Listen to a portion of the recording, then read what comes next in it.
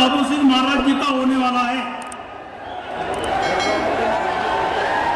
भारत माता की, भारत माता की, भारत माता की, गौ माता की, गौ माता की। नमः पार्वती पतये हर हर।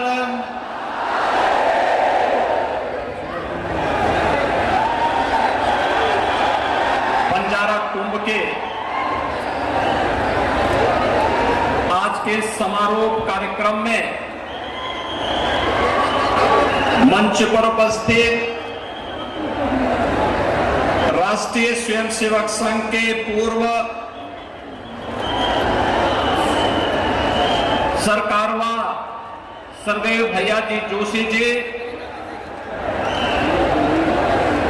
पूज्य संत बाबू महाराज जी, स्वामी श्याम कुमार जी,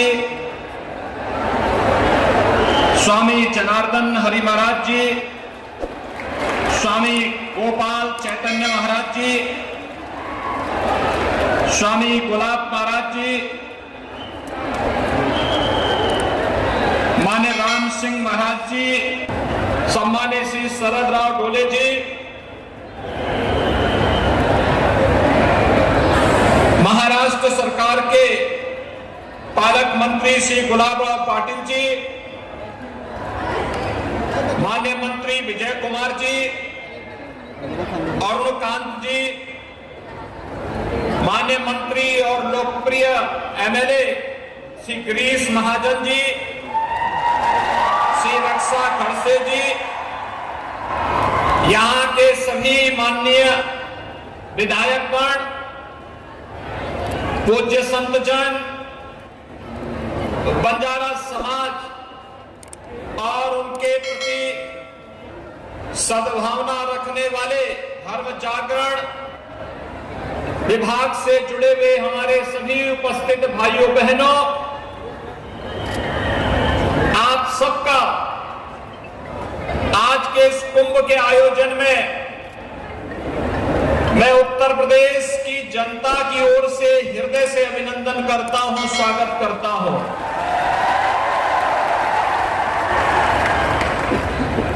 कुंभ का वह सर्वसिद्धि प्रद कुंभ ही है, यानी जो सभी प्रकार की कामनाओं की पूर्ति करके अरे यार सभी प्रकार की सिद्धियां उपलब्ध करवा दे, वही कुंभ कहलाता है।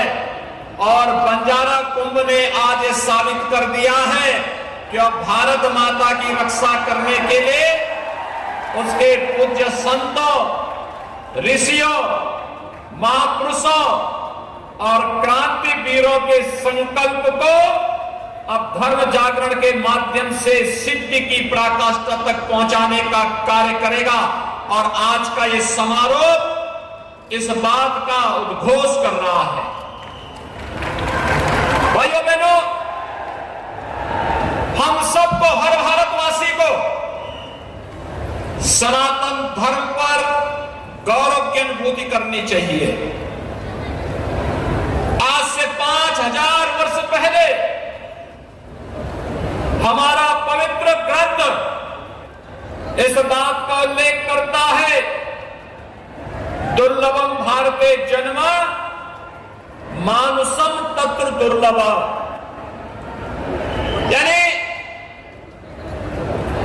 भारत में जन्म लेना दुर्लभ है और उसमें भी मनुष्य के रूप में जन्म लेना अत्यंत दुर्लभ है।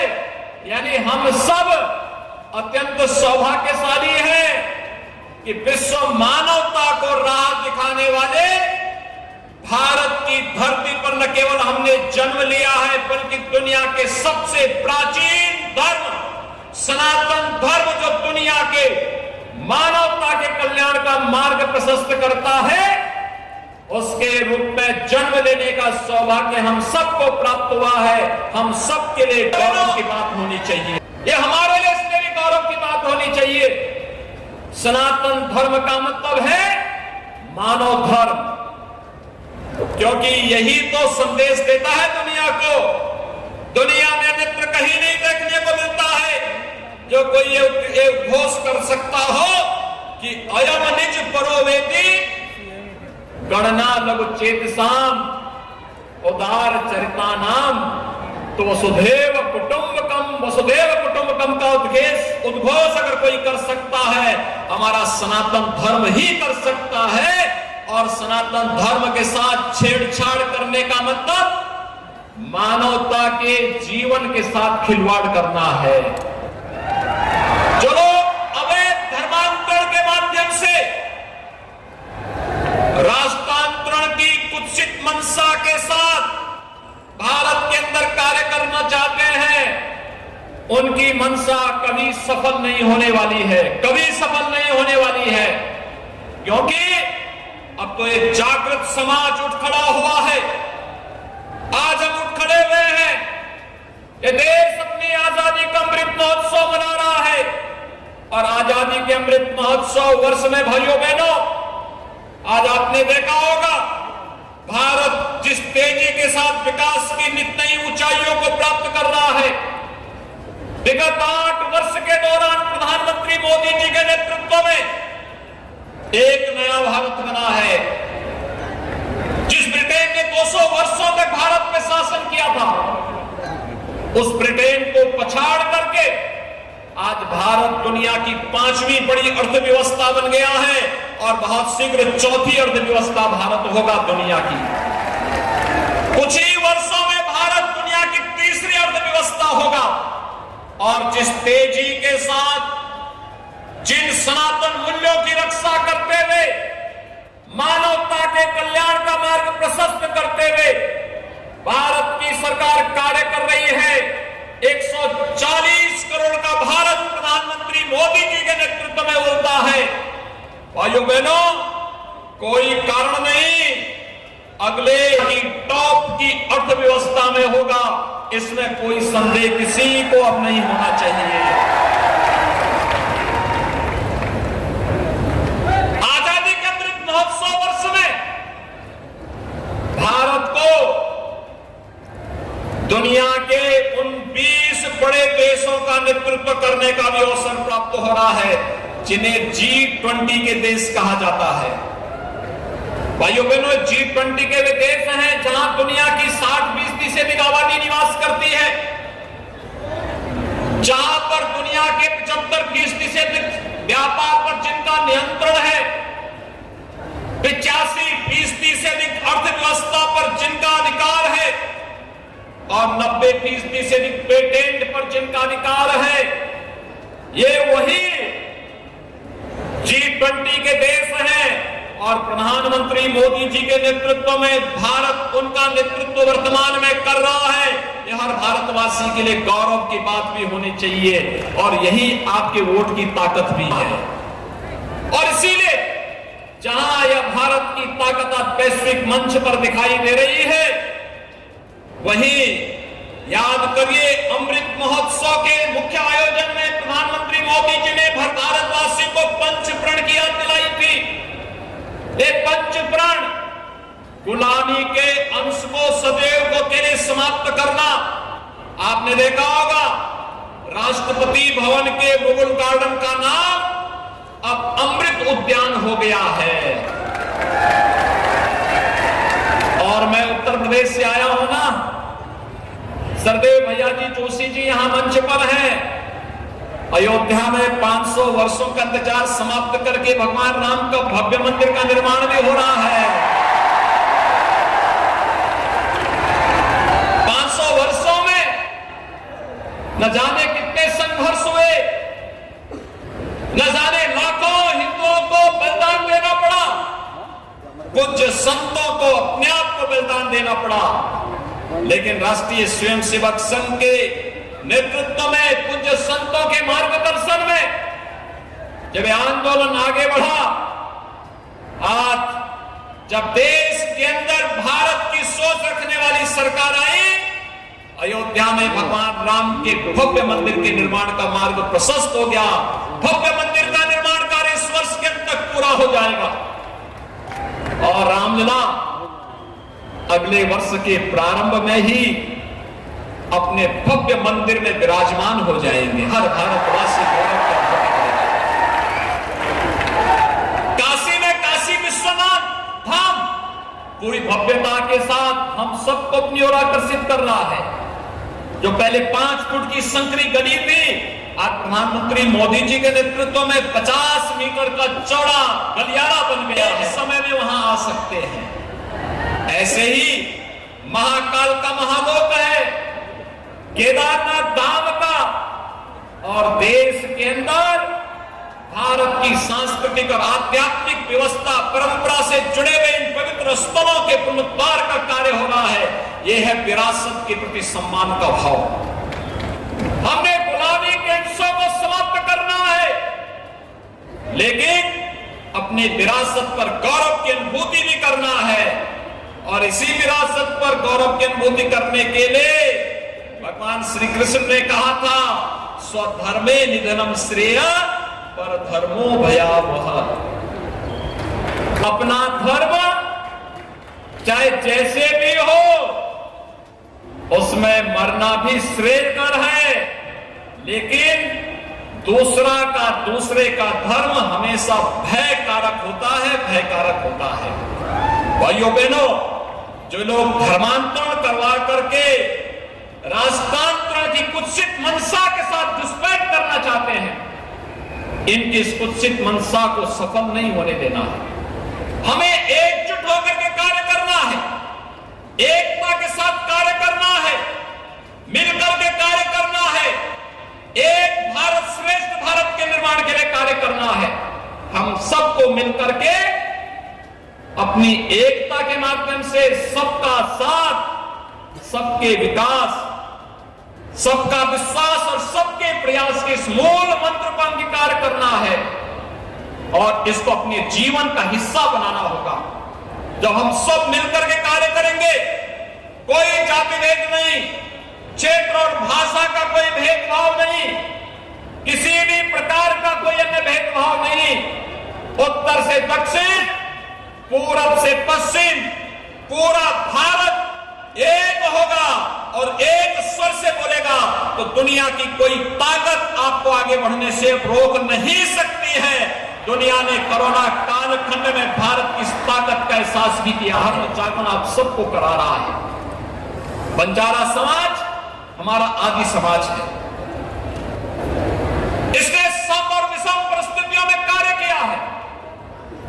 देश की आजादी की लड़ाई रही हो, धर्म की स्थापना के किसी भी अभियान का रहा हो, विदेशी आक्रांताओं के खिलाफ लड़ने का कार्य रहा हो, बंजारा समाज कभी अपने आप को पीछे नहीं किया है। हमेशा अग्रिम पंक्ति की सेना बनकर के वो लड़ता रहा है, जूझता रहा है। और यही कारण रहा है कि उसे बदनाम करने के लिए ब्रिटिश शासन काल ने तमाम, और मुगल काल में भी तमाम तोहमत उसके ऊपर डाली गई। लेकिन अब देश स्वतंत्र है, अब हरेक को गले लगाने की आवश्यकता है। और भाइयों बहनों, मैं इसीलिए आज आप सबको मैं बताना चाहता हूं, उत्तर प्रदेश देश की आबादी का सबसे बड़ा राज्य है। उत्तर प्रदेश के अंदर कोई धर्मांतरण नहीं कर सकता है। अगर वहां धर्मांतरण करेगा तो उसे 10 वर्ष तक की सजा है। पहले किसी ने किया होगा, उसको अब सजा हो रही है। और यही नहीं है, देखिए उत्तर प्रदेश में दंगे भी बंद हो गए। अब वहां दंगे नहीं होते, पर्व और त्योहारों में कोई व्यवधान नहीं डालता है, क्योंकि उसे मालूम है अगर कोई करेगा, अगले दिन हर चौराहे पे उसकी फोटो लग जाएगी और तीसरे दिन बाप दादों की पूरी कमाई सरकार के कब्जे में आ जाएगी और फिर सड़क पे उसको कटोरा लेकर के दर दर की ठोकर खाना पड़ेगा। लेकिन साथ साथ अब कोई धर्मांतरण नहीं कर सकता, 10 वर्ष की सजा है। ऐसे ही गो माता पर कोई क्रूरता नहीं कर सकता, गो हत्या नहीं कर सकता, गो मांस कहीं परोस नहीं सकता है। अगर करेगा 10 वर्ष की सजा का प्रावधान कर दिया गया है। और सख्त कार्रवाई का प्रावधान कर दिया गया है। हम भेदभाव किसी के साथ नहीं करेंगे, लेकिन आस्था के साथ खिलवाड़ भी कतई बर्दाश्त नहीं करेंगे। यह भी सरकार की मंशा है, उसी भाव के साथ हम कार्य भी करने के लिए आया हूं। यहां पर देश भर से आया हुआ बंजारा समाज के प्रतिनिधि यहां पर आए हुए हैं। मैं उन सबसे इस बारे में कहूंगा, याद रखना, भारत के अंदर हम सब मिलकर के रहेंगे। अगर हमारा देश सुरक्षित है, हम सब सुरक्षित हैं। दुनिया के अंदर कौन ऐसी जाति, मत और मजहब है जिसको उसकी विपत्ति के समय, उसके संकट के समय हमारे सनातन धर्म ने और हमारे देश ने उन्हें संरक्षण न दिया हो।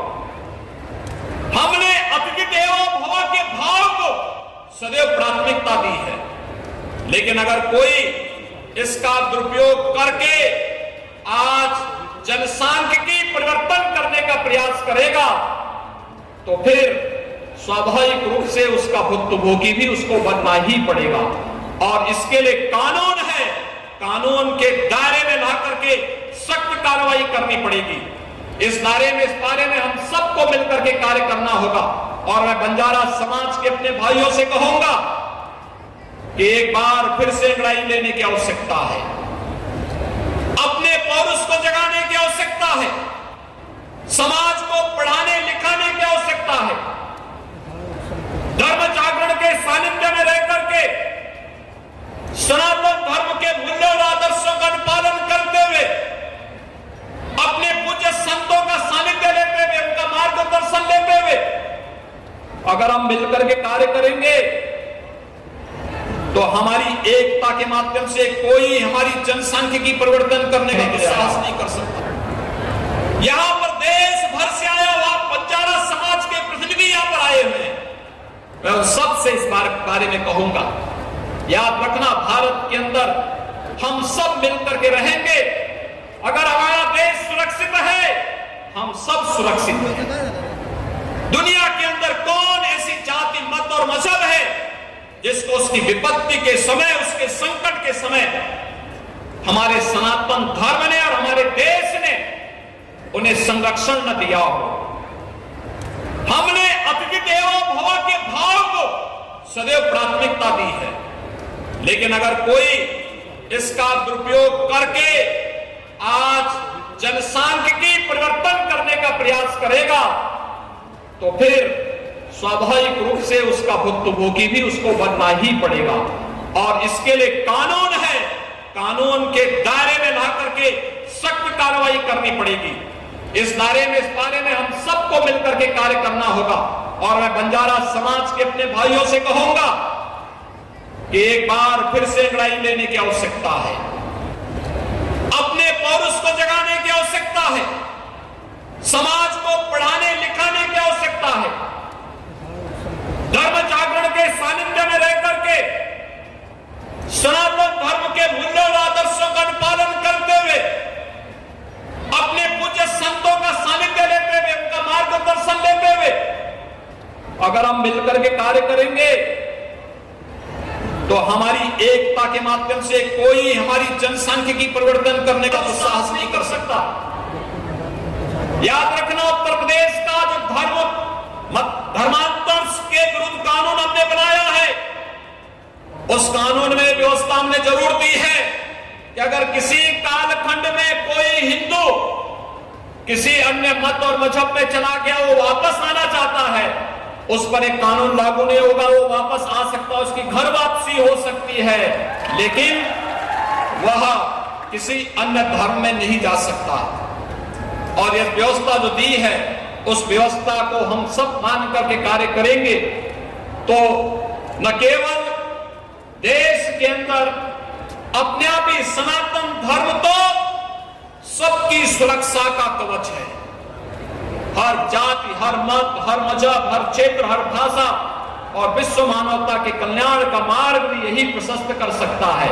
और उसी भाव के साथ आज यहाँ पर ये बंजारा कुंभ का आयोजन जिस भव्यता के साथ पिछले 6 दिनों से हुआ और बड़ी मात्रा में हर मत, मजहब, हर मत और संप्रदाय से जुड़े हुए पूज्य संतों ने आकर के, कई राज्यों से लोगों ने आकर के, प्रतिनिधियों ने आकर के इसमें अपनी सेवा सुनिश्चित की है।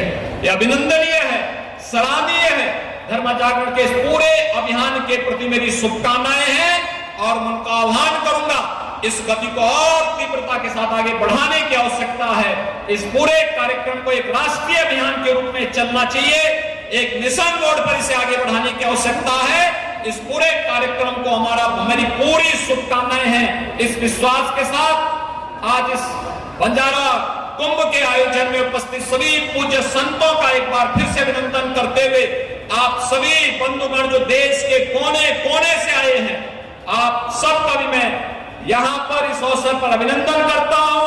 आप सबके प्रति अपनी शुभकामनाएं देते हुए अपनी वाणी को देता हूं विराम। जय जय श्री राम।